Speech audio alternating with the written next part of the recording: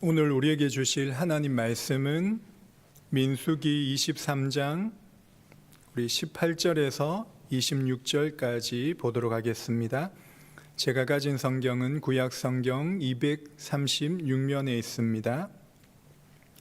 민수기 23장 18절에서 26절 말씀 다 찾으셨으면 우리 한 절씩 교독하겠습니다. 18절 말씀입니다. 발람이 예언하여 이르기를 발락이여 일어나 들을지어다. 십볼의 아들이여 내게 자세히 들으라. 하나님은 사람이 아니시니 거짓말을 하지 않으시고 인생이 아니시니 후회가 없으시도다. 어찌 그 말씀하신 바를 행하지 않으시며 하신 말씀을 실행하지 않으시랴. 내가 축복할 것을 받았으니 그가 주신 복을 내가 돌이키지 않으리라. 야곱의 어물을 보지 아니하시며 이스라엘의 반역을 보지 아니하시는도다. 여호와 그들의 하나님이 그들과 함께 계시니 왕을 부르는 소리가 그 중에 있도다. 하나님이 그들을 애굽에서 인도하여 내셨으니 그의 힘이 들소와 같도다. 야곱을 해할 점술이 없고 이스라엘을 해할 복술이 없도다. 이때 야곱과 이스라엘에 대하여 논할진대 하나님께서 행하신 일이 어찌 그리 크냐 하리로다. 이 백성이 암사자같이 일어나고 수사자같이 일어나서 움킨 것을 먹으며 죽인 피를 마시기 전에는 눕지 아니하리로다 하매 발락이 발람에게 이르되 그들을 저주하지 말고 축복하지도 말라. 다 같이 읽겠습니다. 발람이 발락에게 대답하여 이르되 내가 당신에게 말하여 이르기를 여호와께서 말씀하신 것은 내가 그대로 하지 않을 수 없다고 하지 아니하더이까. 아멘. 모압 왕 발락이 발락에게 이스라엘을 저주하라고 말하였습니다. 그런데 첫 번째 예언이 실패하자 이제 다른 방법을 사용합니다. 13절에서 다른 장소로 옮겨서 이스라엘 진영 끝만 보이는 곳으로 갑니다. 아마도 발락은 발람이 처음 예언을 하려고 할 때 이스라엘 전체 진영을 보았기 때문에 그 이스라엘의 진영의 장엄함과 그 질서 있는 모습에 압도되어서 저주를 하려다가 축복을 하였다라고 생각을 하였을 것입니다. 그래서 이제는 진영 끝만 보이는 곳으로 이동해서 그들은 작고 아주 미약한 민족임을 알아서 쉽게 저주할 수 있도록 그렇게 장소를 이동하였습니다. 그래서 발락은 정성스럽게 7제단을 쌓고 그 각 제단에 숫송아지와 순양을 번제로 드립니다. 그리고 발람은 하나님께 나아가 다시 묻습니다. 그리고 나서 발락에게로 돌아와서 하나님께 말씀하신 것을 그대로 발람이 예언을 합니다. 그것이 바로 오늘 18절부터 나오는 내용입니다. 크게 민수기 22장부터 24장까지는 발람이 4번의 예언을 하는 내용이 나옵니다. 그 중에 오늘은 두 번째 예언으로 나오는 내용입니다. 거기에서 두 번째 내용에서 전체 크게 두 가지의 내용을 예언을 하는데요. 19절에서 20절에 나오는 말씀에서 하나님의 진실성과 불변성에 대한 하나님의 속성을 말을 합니다. 그리고 21절부터 24절은 이스라엘에 대한 행복을 찬양을 합니다. 그 행복은 또한 3가지로 말을 합니다. 이스라엘의 택한 하나님의 백성이기 때문에 죄사함의 축복을 받은 민족이라고 말을 하고, 또한 하나님을 왕으로 모시는 그 행복을 받은 자며, 또한 하나님의 능력으로 이스라엘 백성을 지켜주시기 때문에 어떠한 민족도 저주하거나 해할 수 없다라고 이렇게 말을 합니다. 이러한 내용을 오늘 다 다루면서 설교를 하면은 아마 몇 시간이 걸릴 것 같아서 오늘은 19절부터 20절 말씀을 중심으로 해서 하나님의 속성에 대해서 잠시 나누도록 하겠습니다. 먼저 말씀에 들어가기 전에 우리는 발람의 이러한 행동을 어떻게 보아야 하겠습니까? 잘 이해가 되지 않을 것입니다. 분명히 하나님의 말씀을 체험을 했고 나귀가 말하는 것을 경험한, 기적을 경험한 사람이었습니다. 그런데도 모압 왕 발락에게 끌려가는 모습을 보면서 우리는 어떠한 생각을 해야 되겠습니까? 이것이 바로 중생하지 못한 영혼의 모습이기도 한 것입니다. 아무리 하나님의 초자연적인 기적을 체험했다고 해도 중생하지 못한 영혼은 하나님의 뜻에 합당한 삶을 살아갈 수가 없는 것입니다. 왜냐하면 그의 영혼은 죄와 허물로 죽어있기 때문에 어떠한 체험도 수많은 기도 응답도 아무 소용이 없는 것입니다. 죽은 영혼에게 아무리 말을 해도 살 수 없는 것처럼 이 발람의 말이, 내용이 그러한 모습을 우리에게 잘 보여주고 있는 것입니다. 그렇기 때문에 하나님의 뜻보다는 발람은 불의의 삭스를 쫓아서 자신의 탐심과 돈을 위해 발락을 따라가는 그런 모습을 보게 됩니다. 참 헷갈립니다. 발람. 저는 이러한 말씀을 준비하면서 이러한 생각을 하였습니다. 말씀을 전하는 이 자리가 참으로 축복되고 영광된 자리이면서 동시에 두렵고 떨리는 자리라는 것입니다. 물론 말씀을 잘 못 전하는 것에 대한 두렵고 떨림은 조금 있겠지만 그보다 더 중요한 것은 바른 진리의 말씀을 전하고 있는가, 그리고 바른 진리와 성경적인 교리와 복음을 전한다 할지라도 나 자신이 실제로 그 사실을 믿지 않고 얼마든지 말로써 지식으로서 전할 수도 있겠구나라는 경각심을 가지게 되는 것입니다. 그래서 사도 바울은 고린도전서 9장 27절에 중요한 말씀을 하죠. 내가 내 몸을 쳐 복종케 함은 다른 사람에게 전파한 후에 자신이 도리어 버림을 받을까 두려워한다라는 말을 합니다.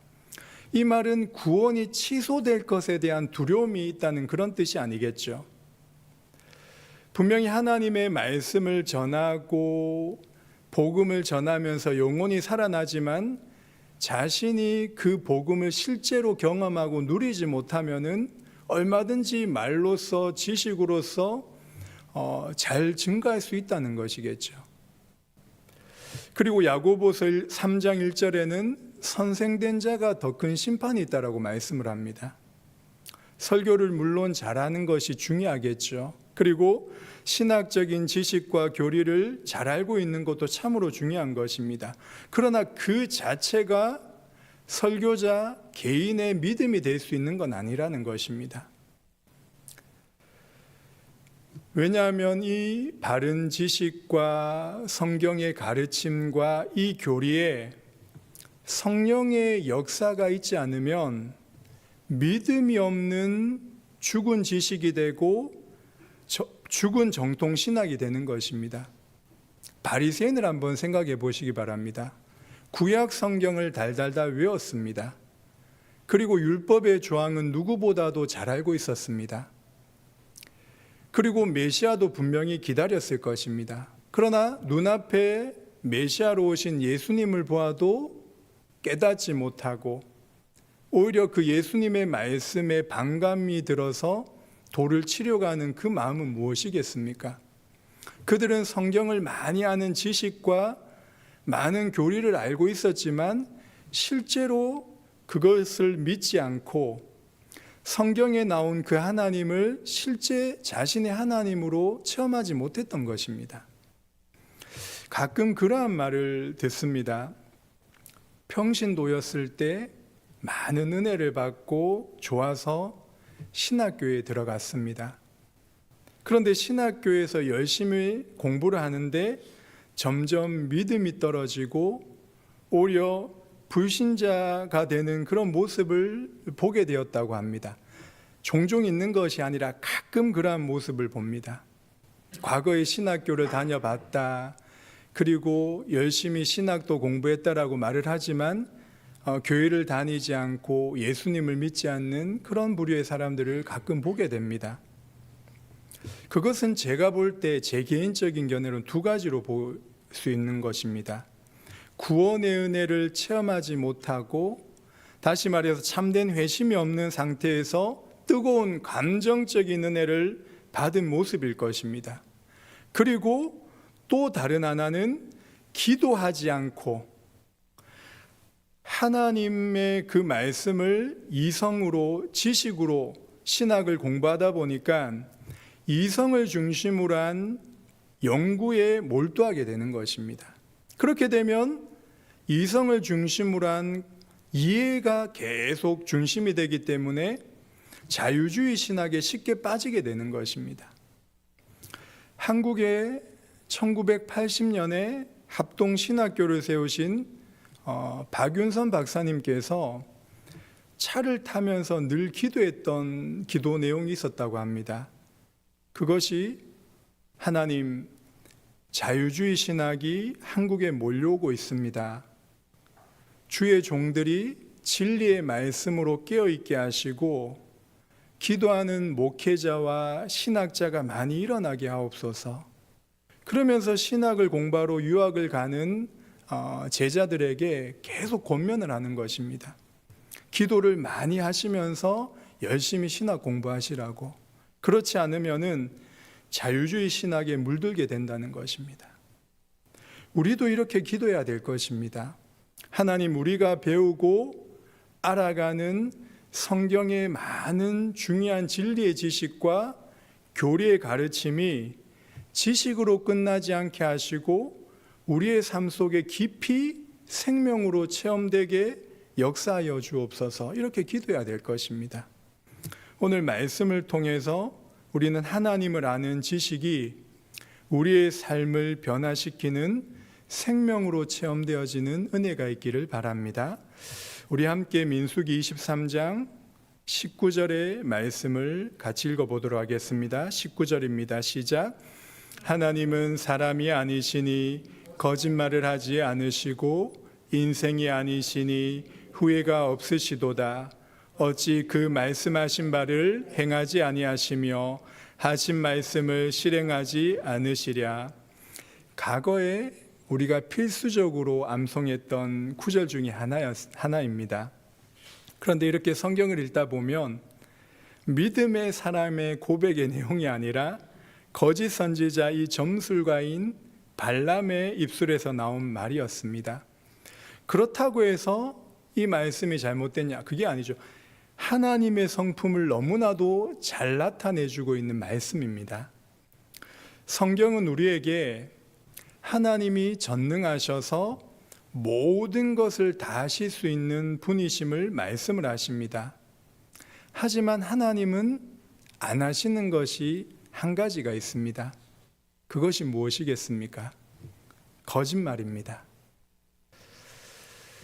하나님이 하신 말씀은 단 한 번도 취소되거나 그 약속하신 말씀을 지키지 않으신 법은 한 번도 없으셨습니다. 성경은 무려 7,000가지가 넘는 하나님의 약속의 말씀이 있다고 합니다. 그 7,000가지가 넘는 약속이 지금 다 성취되었으며 단 한 가지 남아있는 아직 성취되어지지 않는 약속이 무엇이겠습니까? 마지막 날 예수님의 재림이겠죠. 이처럼 우리 하나님은 신실하시며 거짓말을 하지 않으시는 불변하신 하나님이십니다. 이 진리가 우리에게 얼마나 위로가 되고 힘이 됩니까? 우리는 자주 마음이 변하고 감정이 수시로 변화됩니다. 그러나 우리 하나님은 변함이 없으시며 그 하신 말씀을 신실하게 지키시며 이루신다는 것입니다. 이것이 얼마나 은혜가 되고 감사한 일입니까? 그래서 야고보서 1장 17절에 보면 그는 변함이 없으시고 회전하는 그림자도 없으시다라고 말씀을 합니다. 또한 하나님은 하나님의 변하지 않는 이 불변성은 그분의 절대적인 완전한 하나님의 속성을 우리에게 나타내 보여주고 있는 것입니다. 변화가 있다는 것은 더 좋아지거나 더 나빠지거나 둘 중에 하나일 것입니다. 근데 하나님은 더 좋게 변하실 수 없습니다. 만약에 그러실 수 있다면 그 전에 하나님은 완전한 분이 아니셨다는 것이잖아요. 그리고 하나님은 더 나쁘게 변하실 수 없습니다. 만약에 그러실 수 있다면 이제 더 이상 완전하신 분이 아니시라는 것이잖아요. 그럼 우리는 그 하나님을 신뢰하거나 의뢰할 수가 없는 것입니다. 그렇기 때문에 우리가 믿는 하나님은 영원히 변함없으신 항상 동일하신 하나님을 믿는 것입니다. 성경 곳곳에서는 이러한 하나님의 절대적인 불변성을 우리에게 증언해 주고 있는 것입니다. 또한 하나님의 존재, 그의 영광은 변하지 않으심을 우리에게 나타내 주십니다. 그리고 마지막으로 하나님은 자기의 백성에게 주시는 언약과 사랑과 그의 약속이 절대로 변하지 않는다는 것입니다. 근데 우리가 성경을 읽으면서 가끔 하나님이 후회하셨다라는 이러한 표현이 나옵니다. 그것은 하나님의 궁극적인 계획과 뜻이 변화되었다는 의미가 아닙니다. 하나님의 성품은 절대로 변하지 않지만 하나님이 사람과 관계를 맺으시는 그 관계의 방법은 변할 수 있다는 것입니다. 이 말은 하나님이 사람과 관계를 맺을 때 그 사람이 믿고 회개를 했느냐 아니면 믿지 않고 회개하지 않았느냐에 따라 하나님은 다양한 행동을 나타내 보여주시는 것입니다. 그렇기 때문에 우리는 하나님의 속성에서 변하지 않는다는 것이 얼마나 중요한 것임을 깨달을 수 있는 것입니다. 그래서 욥기 23장 13절에 그는 뜻이 일정하니 누가 능히 돌이키랴라고 이렇게 말씀합니다. 말씀을 맺겠습니다. 우리가 믿는 하나님은 어떠한 분이십니까? 이것이 신앙이 너무나도 중요한 것입니다. 오늘 말씀처럼 변함이 없으시며 신실하게 그의 약속을 지키시는 하나님이십니다. 하나님의 존재와 지혜와 능력과 거룩과 선함과 모든 것이 무한하시며 영원하시며 불변하신 그 하나님을 우리가 믿고 섬기는 것입니다. 이러한 하나님을 아버지로 믿고 섬길 수 있다는 것이 우리 인생에서 최고의 축복이며 영광된 삶인 것입니다. 그것이 바로 그리스도 예수로 말미암아 우리가 양자된 것, 다시 말해서 하나님의 자녀가 된 이 은혜를 받은 것입니다. 그래서 요한복음 1장 12절에 영접하는 자 곧 그 이름을 믿는 자들에게는 하나님의 자녀가 되는 권세를 주셨다라고 말씀을 하는 것입니다. 20세기 복음주의 신학자인 제임스 패커가 하나님을 아는 지식이라는 자신의 저서에 이러한 중요한 말씀을 합니다. 한 사람이 기독교 신앙을 얼마나 잘 이해하고 있는지를 판단하려면 자신이 하나님의 자녀이며 하나님이 자신의 아버지 되신다는 것을 얼마나 중요하게 믿고 여기는지를 보면 안다는 것입니다. 다시 말씀드리겠습니다. 하나님이 자신의 아버지가 되시고 그 하나님의 나의 아버지 되심을 믿는 것, 이것이 얼마나 그 사람에게 중요하게 여기느냐에 따라 그의 신앙의 중심이 어떠한지를 보여준다는 것입니다. 이러한 생각이 그 개인의 예배와 기도 생활과 인생관에 지배당하지 않으면은 그 사람은 기독교를 그렇게 잘 이해하고 있다고 볼 수 없는 것입니다. 우리가 하나님 앞에 나와 이렇게 말씀을 나누고 기도할 수 있는 것은 무엇 때문이겠습니까? 그것이 바로 하나님이 우리의 아버지 되심을 믿기 때문입니다. 자녀만이 하나님 아버지께 간구할 수 있는 특권을 받은 것입니다. 기도는 의무이지만 또 중요한 것이 바로 하나님의 자녀만 누릴 수 있는 특권인 것입니다. 또한 하나님의 아름다운 속성인 신실하시고 변함없이 우리에게 은혜와 사랑을 베풀어 주신다는 것을 우리는 확신할 수 있는 것입니다. 오늘도 이러한 하나님 아버지를 그리스도 예수 안에서 누리며 살아가는 그런 복된 하루 되시기를 주님의 이름으로 간절히 기도합니다. 기도하겠습니다. 하나님 아버지, 변함없으신 사랑과 은혜에 진심으로 감사드립니다. 우리는 늘 불완전하고 부족하고 연약하여 넘어질 때가 많이 있음을 고백합니다. 그러나 우리 주님은 완전하시고 변함없이 신실하게 언약대로 사랑하시고 은혜 베풀어 주심에 진심으로 감사드립니다. 하나님을 아버지로 믿고 섬기는 자녀의 신분을 망각하여 우리 인생을 스스로 책임지려는 자리에서 구원함을 받게 하옵소서. 우리의 인생을 아버지께 맡기며 생사복의 주관자 되신 하나님께 온전히 의탁하는 믿음의 삶을 살아가게 인도하여 주옵소서. 오늘 하루를 살아가면서 순간순간 하나님을 아버지로 부르며 변함없이 우리를 사랑하시고 지키시고 함께 하신다는 사실을 깊이 체험하는 복된 하루가 되게 인도하여 주옵소서. 우리의 생각과 마음과 말과 행동 모든 것에 하나님 자녀답게 살아가는 은혜를 다하여 주옵소서. 감사드리며 예수님의 이름으로 기도합니다. 아멘. 기도하시다가 돌아가시기 바랍니다.